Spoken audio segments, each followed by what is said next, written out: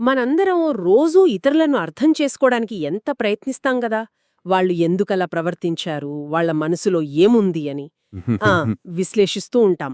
కాని ఈరోజు ఆ ఫోకస్ను పూర్తిగా మనవైపు తిప్పుకుందాం. మన సొంత ఆలోచనలను, భావోద్వేగాలను నిజాయితీగా పరిశీలించుకోవడానికి ఒక ప్రాక్టికల్ గైడ్ గురించి చర్చిద్దాం. అవును, ఈ రోజు మన చర్చకు ఆధారం the mirror of the mind a guide to self refinement అనే పుస్తకంలోని ఒక భాగం. ఇది సచ్చిత్త సుత్తం అనే ఒక చాలా పవర్ఫుల్ బౌద్ధ బోధనను వివరిస్తుంది. ఇందులో బుద్ధుడు ఒక భిక్షువుకు తన మనస్సును ఎలా పరిశీలించుకోవాలో నేర్పిస్తారు. ఇక్కడ లక్ష్యం మనల్ని మనం విమర్శించుకోవడం కాదు, మనల్ని మనం మెరుగుపరుచుకోవడం. సరిగ్గా ఈ బోధనలోని ఒక వాక్యం నన్ను చాలా ఆకట్టుకుంది. ఒక భిక్షువు ఇతరుల మనస్సులను చదవడంలో నైపుణ్యం లేకపోయినా పర్వాలేదు, కాని నేను నా సొంత మనసును చదవడంలో నైపుణ్యం సాధిస్తాను అని శిక్షణ పొందాలి. ఇది చాలా శక్తివంతమైన ఆలోచన. సరే, దీన్ని విడమరచి చూద్దాం. మొదటి అడుగు బుద్ధుడు చెప్పిన ఒక అందమైన ఉపమానం. అవును, ఆయన చాలా క్లిష్టమైన విషయాలను కూడా చాలా సింపుల్ ఎనాలజీస్తో వివరిస్తారు. ఆయన ఇలా అంటారు: అలంకరించుకోవడానికి ఇష్టపడే ఒక యువతి లేదా యువకుడు తమ ముఖాన్ని ఒక ప్రకాశవంతమైన శుభ్రమైన అద్దంలో లేదా స్వచ్ఛమైన నీటి గిన్నెలో చూసుకుంటున్నట్లు ఊహించుకోండి. వాళ్లు తమ ముఖాన్ని చూసుకున్నప్పుడు ఒకవేళ అక్కడ ఏదైనా మచ్చ లేదా మురికి కనిపిస్తే దాన్ని తొలగించటానికి ప్రయత్నిస్తారు. ఒకవేళ ముఖం శుభ్రంగా, నిర్మలంగా ఉంటే ఆహా, నా ముఖం ఎంత శుభ్రంగా ఉంది అని సంతోషిస్తారు. ఇది చాలా సింపుల్గా అనిపిస్తుంది, కాని ఇక్కడే అసలు విషయం మొదలవుతుంది. సరిగ్గా ఇక్కడ అద్దం లేదా స్వచ్ఛమైన నీటి గిన్నె అంటే మన స్మృతి. అంటే మైండ్ఫుల్నెస్. అవునా, మైండ్ఫుల్నెస్ అంటే మనం ఏ జడ్జ్మెంట్ లేకుండా ఎరుకతో మనల్ని మనం గమనించుకోవడం. ఆ అద్దంలో కనిపించే మచ్చ లేదా మురికి అంటే మన మనసులో తలెత్తే అకుశల మానసిక స్థితులు. అకుశల ఈ పదం కొంచెం బరువుగా అనిపిస్తుంది. అంటే చెడ్డవి అని అర్థమా? అది మంచి ప్రశ్న. చెడ్డవి అని కాదు, నైపుణ్యం లేనివి లేదా మనకు మేలు చెయ్యనివి అని చెప్పొచ్చు. ఒక పని చేయడానికి మనం సరైన పనిముట్టు వాడకపోతే ఎలా ఉంటుందో అలాగనమాట. లోభం, ద్వేషం, సోమరితనం వంటివి మన ప్రశాంతతను, ఆనందాన్ని దెబ్బతీసే నైపుణ్యం లేని మానసిక అలవాట్లు. ముఖంపై మురికిని చూసినప్పుడు దాన్ని తొలగించడానికి ఎలా ప్రయత్నిస్తామో అలాగే మనసులోని ఈ అకుశల స్థితులను గమనించినప్పుడు వాటిని మార్చుకోవడానికి ప్రయత్నించాలి. అంటే స్వీయ పరిశీలన అనేది ఒక రకమైన మెంటల్ హైజీన్ లాంటిది, రోజూ స్నానం చేసినట్లు. అయితే కేవలం సిద్ధాంతం చెప్పి వదిలేయకుండా బుద్ధుడు దీన్ని ఆచరణలో పెట్టడానికి ఒక చెక్లిస్ట్ కూడా ఇచ్చారని నాకు తెలుసు. అది చాలా సూటిగా, నిజాయితీగా ఉంటుంది. అవును, అది చాలా ప్రాక్టికల్ టూల్. ఆయన ఒక భిక్షువు తనను తాను కొన్ని ప్రశ్నలు వేసుకోవాలని సూచించారు. ఆ చెక్లిస్ట్లో కొన్ని నాకు చాలా ఆసక్తికరంగా అనిపించాయి. ఉదాహరణకు, నేను సాధారణంగా లోభంతో ఉంటానా లేదా, నాలో ద్వేషపూరిత ఆలోచనలు ఉంటాయా లేదా, ఇవి కాస్త ఊహించగలిగేవే. కాని మందకొడితనం మరియు నిద్రమత్తు నన్ను ఆవరిస్తాయా లేదా అనే ప్రశ్న ఉంది. ఇది కేవలం శారీరక నిద్ర గురించి కాదు కదా? అస్సలు కాదు. అది ఒక రకమైన మానసిక ఫాగ్ లేదా బ్రెయిన్ ఫాగ్. మనకు శక్తి ఉన్నా ఏ పని మీద దృష్టి పెట్టలేని ఒక జడత్వం, ఏ పని చేయాలనిపించని ఒక నీరసమైన స్థితి. ఈ రోజుల్లో మనం దీన్ని బర్నౌట్ లేదా మెంటల్ ఫెటీగ్ అంటామేమో. ఆ జాబితాలోని ప్రతి అంశం ఇలాంటి ఒక ఆధునిక సమస్యకు అద్దం పడుతుంది. ఇంకొకటి, నేను అశాంతితో ఉంటానా లేదా. ఇది ఈ రోజుల్లో దాదాపు అందరికీ వర్తిస్తుంది. మన ఫోన్కు నిరంతరం వచ్చే నోటిఫికేషన్ల వల్ల మన మనసు ఎప్పుడూ అలజడిగా, అశాంతిగా ఉంటుంది. నిజమే. ఇంకొక ముఖ్యమైన ప్రశ్న, అనిశ్చితిలో ఉంటానా లేక దాన్ని దాటానా? ఇది కేవలం సందేహం గురించి కాదు. సరైన మార్గం ఏదో తెలియనప్పుడు నిర్ణయం తీసుకోలేక స్తంభించిపోయే స్థితి. ఇది మనను చాలా బలహీనపరుస్తుంది. ఈ జాబితాలోని ప్రశ్నలు మనను మనం జడ్జి చేసుకోవడానికి కాదని గుర్తుంచుకోవాలి. నిజం చెప్పాలంటే ఈ లిస్ట్ చూసినప్పుడు మొదటి 5లో 4కి నేను అవును, నాలో ఇది ఉంది అని టిక్ పెట్టుకోవాల్సొచ్చింది. అది చూసి మొదట కొంచెం నిరుత్సాహంగా అనిపించింది. అది చాలా సహజమైన స్పందన. కాని ఇక్కడ ఉద్దేశ్యం వేరు. ఇది ఒక అంతర్గత ఆడిట్ లాంటిది, కాని అంతకంటే ఎక్కువ. ఆధునిక సైకాలజీలో కాగ్నిటివ్ డిస్టార్షన్స్ గురించి మాట్లాడతాం కదా. అంటే మన ఆలోచనా సరళిలో ఉండే తప్పులు, బుద్ధుడు వేల సంవత్సరాల క్రితమే ఈ మానసిక బగ్స్కు ఒక డీబగ్గింగ్ టూల్ ఇచ్చారు. ఈ చెక్లిస్ట్ కేవలం నాకు కోపముందా అని అడగడం కాదు, నా ఆపరేటింగ్ సిస్టంలో ప్రస్తుతం ఏ బగ్ రన్ అవుతోంది అని అడగడం లాంటిది. వావ్! మెంటల్ బగ్స్ అనే పదం చాలా పర్ఫెక్ట్గా సరిపోతుంది. అయితే ఈ బగ్స్కి యాంటీవైరస్ కూడా ఉందా? ఖచ్చితంగా. ఇక్కడే ఈ బోధన మరింత లోతుగా వెళ్తుంది. ఈ జాబితాలోని ప్రతి అకుశల స్థితికి ఒక కుశల ప్రతిరూపం, అంటే ఒక నైపుణ్యవంతమైన ప్రత్యామ్నాయం కూడా ఉంది. ఉదాహరణకు, లోభానికి ప్రతిరూపం ఉదారత లేదా సంతృప్తి, ద్వేషానికి ప్రతిరూపం మైత్రి లేదా స్నేహభావం, అశాంతికి ప్రతిరూపం ప్రశాంతత మరియు ఏకాగ్రత. కాబట్టి ఇది కేవలం సమస్యను గుర్తించడమే కాదు, దానికి పరిష్కారాన్ని కూడా సూచిస్తుంది. ఇది మనల్ని మనం తీర్చిదిద్దుకోవడానికి ఒక రోడ్ మ్యాప్ లాంటిదన్నమాట. సరే, అద్దంలో చూసుకుని మన ముఖం మీద మచ్చ ఉందని గుర్తించడం ఒక ఎత్తు. కాని ఆ తరువాత వచ్చే రియాక్షన్ అంతకంటే ముఖ్యం. చాలాసార్లు మనం తర్వాత చూద్దాంలే అనుకుంటాం. కాని బుద్ధుడు దీనికి వాడిన ఉపమానం విని నేను నిజంగా షాక్ అయ్యాను. అది చాలా తీవ్రమైంది. అవును, ఇంతవరకు బాగానే ఉంది. కానీ ఆ తర్వాత బుద్ధుడు చెప్పిన విషయం మన ఆలోచన విధానాన్నే మార్చేస్తుంది. ఏంటంటే, ఆయన ఈ మానసిక స్థితులను కేవలం సమస్యలుగా చూడలేదు, ఒక రకమైన అత్యవసర పరిస్థితిగా చూశారు. ఆయన ఇలా అంటారు: ఒక వ్యక్తి తలపాగాకు లేదా తలకు నిప్పు అంటుకుంటే వారు ఎలా ప్రవర్తిస్తారో ఆలోచించండి. వారు ఖచ్చితంగా మిగతా పనులన్నీ పక్కన పెట్టేస్తారు. ఒక్క నిమిషం ఈ సినిమా చూసి వస్తాను అని అనరు కదా. వెంటనే సర్వశక్తులు వడ్డి ఆ మంటలను ఆర్పడానికి ప్రయత్నిస్తారు. అది వారి ప్రథమ కర్తవ్యం అవుతుంది.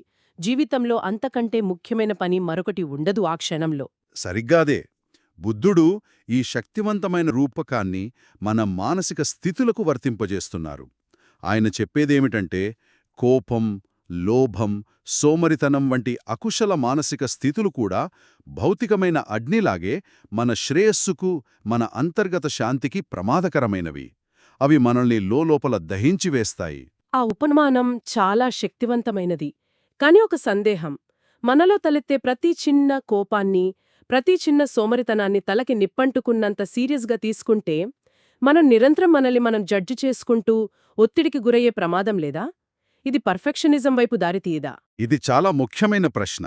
ఇక్కడ అత్యవసరమంటే ఆందోళన పడటం కాదు, అప్రమత్తంగా ఉండటం. అగ్నిని చూసి భయపడి పారిపోవడం కాదు, దాన్ని ఆర్పడానికి అవసరమైన చర్యలు తీసుకోవడం. మూలగ్రంథంలో వాడిన పదాలు చాలా బలంగా ఉన్నాయి. వీటిని వదిలించుకోవడానికి అదనపు కోరిక, ప్రయత్నం, శ్రమ, పట్టుదల, నిర్విరామత, స్మృతి మరియు జాగరూకత అవసరమని ఆయన నొక్కి చెబుతారు.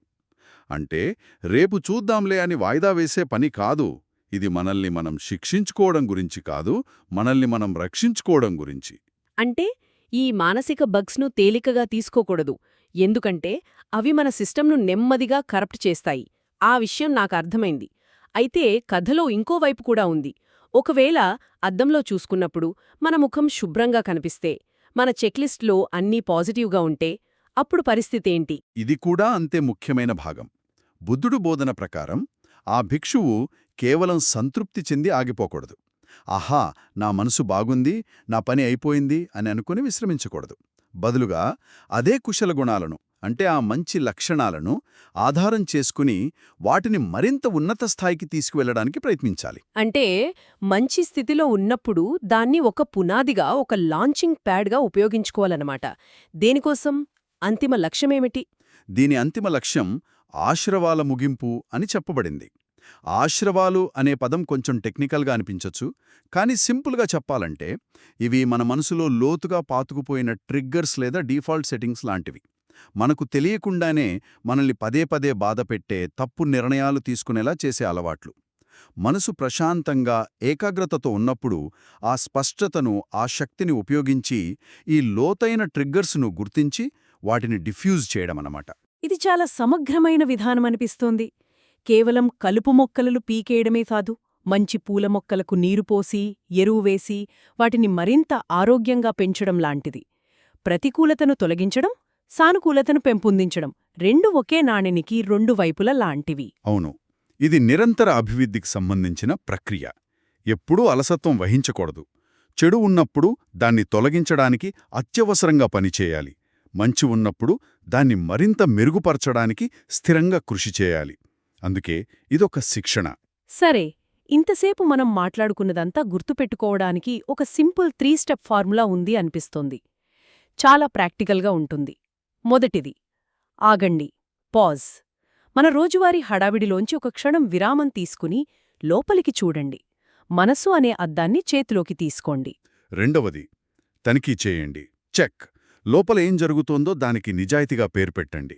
తీర్పు చెప్పకుండా కేవలం గమనించండి.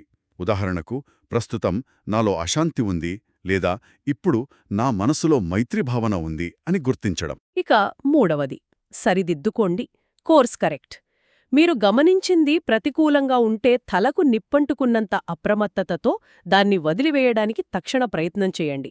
ఒకవేళ అది సానుకూలంగా ఉంటే దాన్ని జాగ్రత్తగా కాపాడుకుంటూ అది మరింత వృద్ధి చెందేలా చూడండి. ఆగండి, తనిఖీ చేయండి, సరిదిద్దుకోండి. చాలా సింపుల్, కానీ పవర్ఫుల్. మరి వీటన్నిటి అర్థమేమిటి? మన మనసు ఒక తోటల్లాంటిది.